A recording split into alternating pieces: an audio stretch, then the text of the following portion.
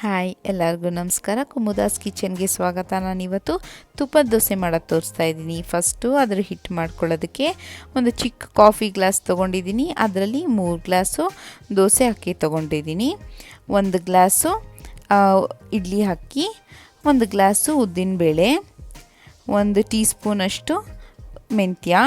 ಇವಾಗ ಇದನ್ನೆಲ್ಲ ಚೆನ್ನಾಗಿ ತೊಳೆದು ಒಂದು 8 ಅವರ್ ನೆನೆ ಹಾಕೊಳ್ಳೋಣ. ಇದು ರುಬ್ಬಕ್ಕಿಂತ ಅರ್ಧ ಗಂಟೆ ಮುಂಚೆ 1 ಗ್ಲಾಸಷ್ಟು ಅವಲಕ್ಕಿನ ತೊಗೊಂಡು ಅದನ್ನು ಚೆನ್ನಾಗಿ ತೊಳೆದು ನೆನೆ ಹಾಕ್ಕೊಳ್ಳೋಣ.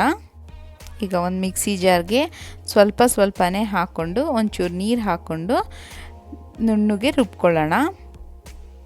ನೋಡಿ, ಇವಾಗ ಇದು ರುಬ್ಕೊಂಡಾಗಿದೆ.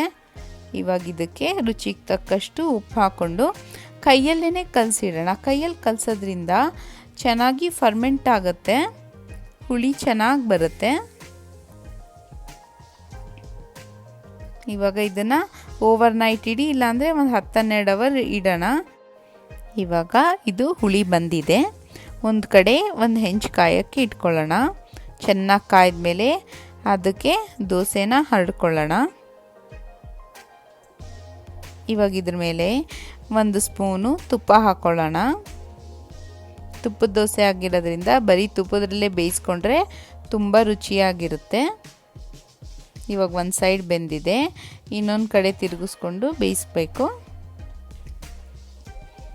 ನೋಡಿ, 2 ಕಡೆ ಆಗಿದೆ.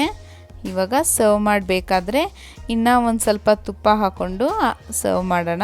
ಇದು ಚಟ್ನಿ ಜೊತೆ ಒಳ್ಳೆ ಕಾಂಬಿನೇಷನ್ನು. ನೀವು ನಿಮ್ಮ ಮನೇಲಿ ಟ್ರೈ ಮಾಡಿ, ನಿಮ್ಮ ಅನಿಸಿಕೆನ ಕಮೆಂಟ್ ಮೂಲಕ ತಿಳಿಸಿ. ನನ್ನ ವಿಡಿಯೋ ನಿಮ್ಗೆ ಇಷ್ಟ ಆಗಿದರೆ ಲೈಕ್ ಮಾಡಿ, ಶೇರ್ ಮಾಡಿ, ಕಮೆಂಟ್ ಮಾಡಿ ಹಾಗೂ ನನ್ನ ಚಾನಲ್ಗೆ ಸಬ್ಸ್ಕ್ರೈಬ್ ಮಾಡಿ. Thank you.